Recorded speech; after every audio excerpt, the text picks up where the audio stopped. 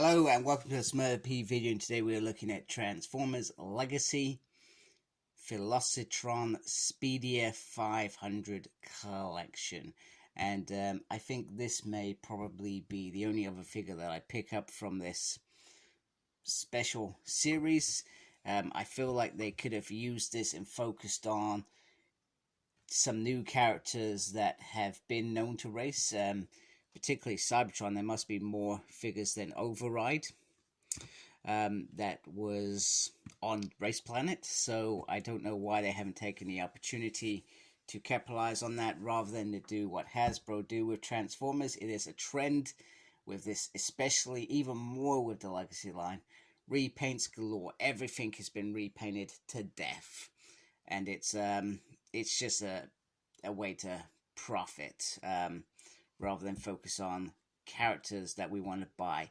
But even more importantly, they could easily go back and get some of those G1 that are now hard to get, or were hard to get back then, clone heads, 2-pack Prow and Ironhide, and they could have re-released them without the repaint stuff. Now, if you like repaints, I don't mean to offend, it's just me, I don't think it's enjoyable, although the only thing that I have enjoyed is Shattered Glass, because that makes sense. It's based off a story. So this side, now that I've got my rant out of the way, this side you got some beautiful artwork, and then you've got a big promo shot picture on the back, and then, well, nothing really that side. Now, for the consideration that the bot is like this big, they've got this massive box here. It's way overkill. I mean, look at that dead space in there. They're trying to be green and all that, which is fantastic. I fully have my support with that stuff, which is grand. But why have you created more waste for a bigger box when you could have done a smaller box? I don't get it. Anyway, let's open it up. Do you know what I think it is? It's to create the perception. You know when you get a new Lego model and it's like the biggest one, you spend over 100 quid on it. I have done that, by the way, and you get it and it's like a quarter full in the box. It's just silly. It's silly. I find it silly. You don't need to do that. Anyway, it's all about perception, so let's get this figure and have a look at the figure. Okay, so here is Override out of the box. So she comes with instructions, and she comes with the weapons in this sort of little backpack, which is pretty cool. And you literally just pop that on there, and it's got acts as little thrusters, so which I find nice and refreshing that the weapon isn't just going on the car, because, well, I mean, this car I wouldn't mind because it's a Cybertronian car. It's from a different planet. It wouldn't make I wouldn't be bothered about the weapons being on this, but the weapons are there. They look like little rocket fuels, etc. Now, I'm not gonna lie, Cybertron was not probably one of my favorite series. I watched it because I really liked the trilogy. It was meant to be the Unicron trilogy, as they called it. Armada was set the bar so high. Energon was pretty decent, not as good, but pretty decent.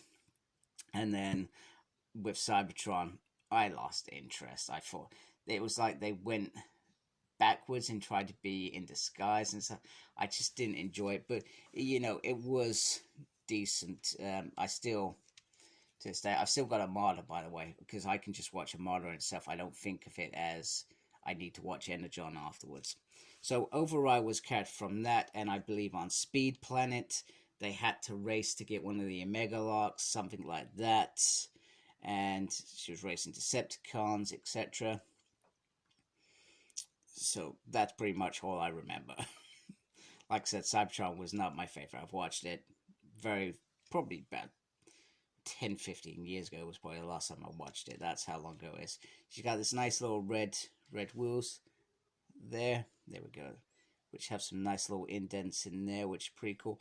But overall, I feel like this figure, compared to some of the other figures we have, looks more toy-like than anything we've had so far in the Legacy line that I've purchased. So, and so they got this red plastic piece, and it just feels very different in terms of it. Maybe it's a transformation, because you can still obviously see there's the head there, which they haven't managed to hide it. The arms sort of, you can see them in there, so it's not like closed, etc. And I guess that's to try and you got the feet there, is to try and get this look off of this vehicle. And like I said, I generally can't remember what that vehicle looked like. So anyway, there's the bot mode. So it does compress very, very well in there, and it's rolls very nicely there. I guess when they start doing other Cybertron characters, is this going to stand out as a weak looking figure? Perhaps. But from my point of view, I don't intend to get this. I wanted to get it because I wanted to review it, because Cybertron's a series that I've watched, and it's probably a character that I could probably say, hey, I've seen that character. Whereas some of the other figures that they've repainted in this, I'm thinking, no, I'm just not doing that. Like G2, Nemesis, Prime, you're just milking it, Hasbro. I'm sorry, I'm trying not to gripe and just talk about the figure. You can see 2 pins here as well, little screws in there and there, so that's quite evidential, and probably takes away from it. Meaning, in fact, they're everywhere on this figure. Everywhere I look, there are pins that are obvious. So that's a little bit disappointing. So should we look at robot mode? Alright, so here is Override, if I can get my camera straight.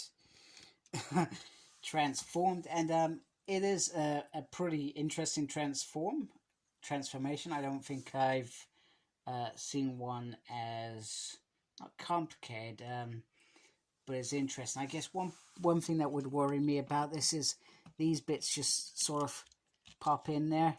You can see I'm not a fan of that. They just sort of stick in there. They don't really feel firm as such, but it's pretty cool. So she looks, I believe Override is a female. She seems very, very nice. There's no Autobot or Sigma on the bot at all.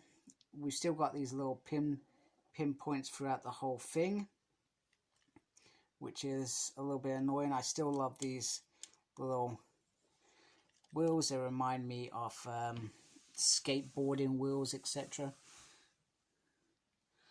And then if we look at the back is probably the worst piece. You've got this big gap on here. I was hoping that these bits would slot in a little bit better, but they don't, which is really weird. And then you've got the backpack piece, and if you want, you can put this on there. Can you put this on there? No, you cannot. Do you know what? I thought I was going to give you something really cool, because that looks like a little rocket, but it just does not slot in there. So you can, if you want, put your backpack in like that. Oh, actually, no, you got rockets there. I have done something cool. So she can Superman it away if she wants, which is pretty cool. Now, she has a waist swivel. Her head can turn all the way around. And if you want, she does have lead pipe in there. If you want. I'm sorry, that was a bit messy. With that, I really should just get a separate little torch or something for that, because it does happen every now and then. The arms can go all the way around, but I worry about this piece in particular. Can lift up like that, single there, spinny there, which is what's expected.